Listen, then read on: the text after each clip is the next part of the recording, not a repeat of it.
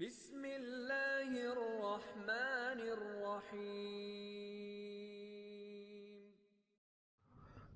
حضرت ابن عباس رضی اللہ عنہ نے کسی چیز کو حرام قرار دینے پر کفارہ ادا کرنے کا ذکر کرتے ہوئے فرمایا، تمہارے لیے اللہ کے رسول صلی اللہ علیہ وسلم کی زندگی میں بہترین نمونہ ہے۔ مشکوٰۃ المصابیح۔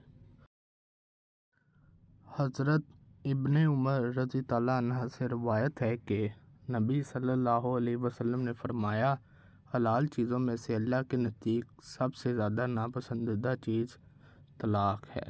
مشکوٰۃ المصابیح۔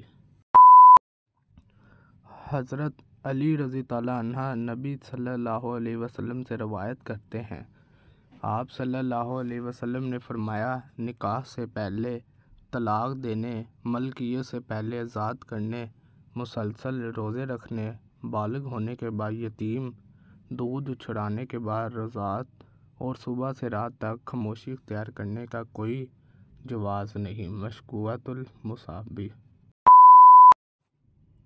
حضرت ابو ہریرہ رضی اللہ عنہ بیان کرتے ہیں، رسول اللہ صلی اللہ علیہ وسلم نے فرمایا، تین چیزیں حقیقت میں بھی حقیقت ہے اور مذاق میں بھی حقیقت ہے، نکاح، طلاق اور رجوع۔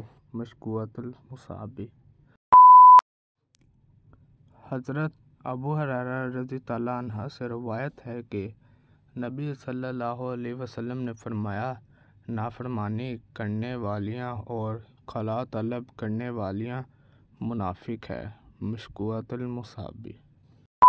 ویڈیو اچھی لگی ہو تو چینل کو سبسکرائب اور ویڈیو کو لائک ضرور کیجیے گا۔ ہمیشہ سلامت رہیں۔ جزاک اللہ۔